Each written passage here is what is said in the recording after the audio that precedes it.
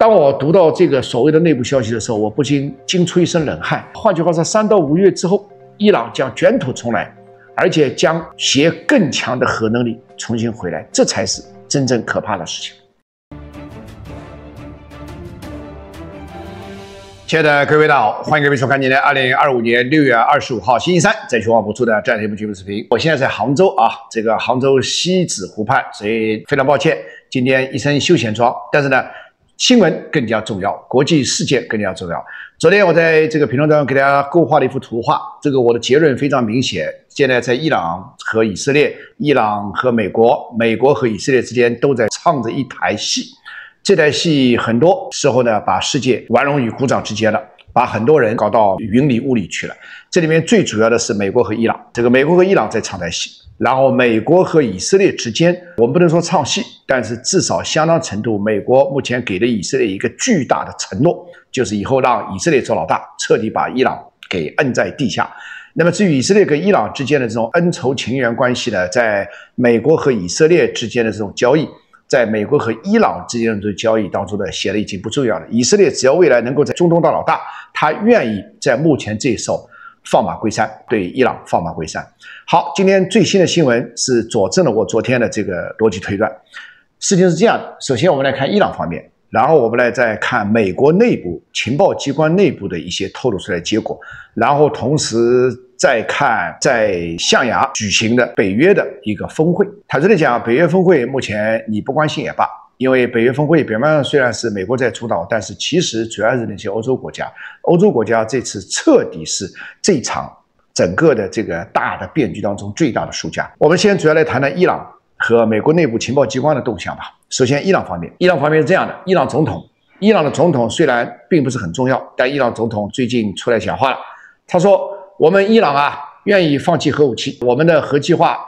已经被美国也摧残的七七八八了，所以我们愿意在没有核计划的情况下换来和平，与世界和平共处。你看这话说的是不是比唱的还好听啊？当这个话一出的时候，自然马上得到了来自特朗普方面或者美国官方的一个欢迎。因为所有的这一切表面上说起来，世界的担忧啊，其实就是伊朗拥有核武器嘛。所以当伊朗总统已经向全世界打引号说庄严宣告我们要放弃核武器的时候，谁还愿意，谁还舍得给伊朗下套下招呢？所以你看，这是来自伊朗方面的。这个在美国和伊朗方面的这种互相的这种配合，恰恰印证了昨天我跟他说的，美国和伊朗是在唱一出戏。好，下面我们再来看看美国内部的情报机关。根据我们从奥地利和瑞士两个中立国得到的消息啊，这个美国情报机关内部目前争执很厉害，分成两派，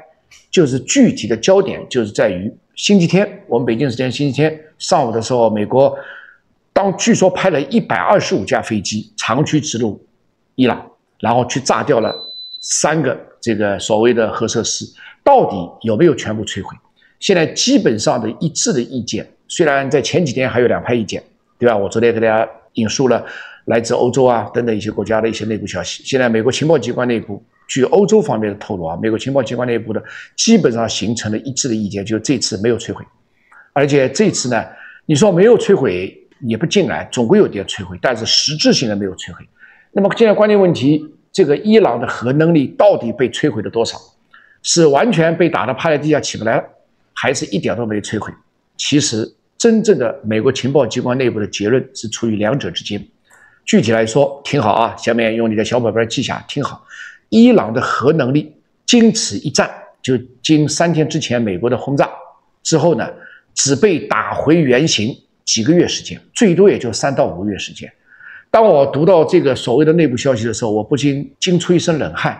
这个被打回3到6个月，3到5个月，这不是开玩笑吗？换句话说，3到5个月之后，伊朗将卷土重来，而且将携更强的核能力重新回来，这才是真正可怕的事情。所以下面的结论就呼之欲出了。美国特朗普具体来说，这次是在做和事佬。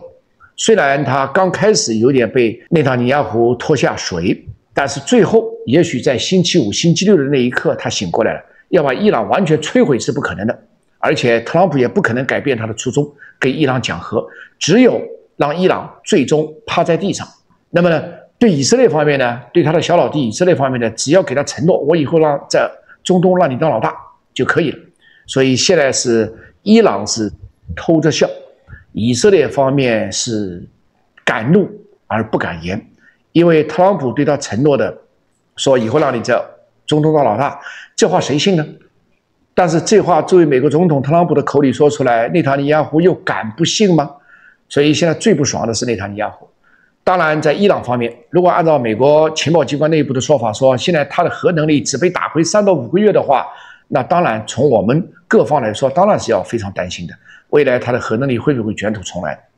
当然，我目前没有更多的资料。坦率的讲，我也不认为美国所谓的情报机关内部的这个评估是完全真实的。所以未来的时间，大家还是要继续关注我们这个视频，会有第一时间给大家做各种研判。同时，我们的研究团队也会再继续跟踪，到底伊朗的能力被削弱了多少？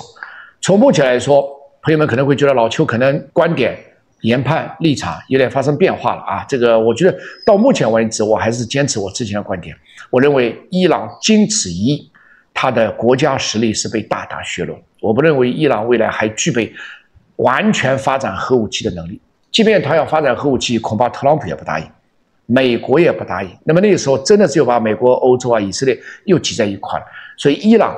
放弃核武器，恐怕才能够换来特朗普对他的开恩。那么同时呢，伊朗要放弃一个所谓的一个只要换来主权独立、领土完整，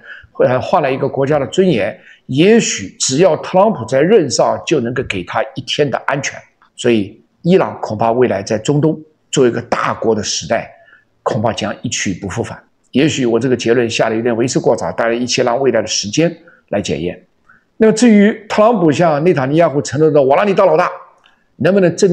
能做到？不要说以色列内塔尼亚胡不相信，连我老邱也不相信。你先问问特朗普自己能够在台上待多少时间，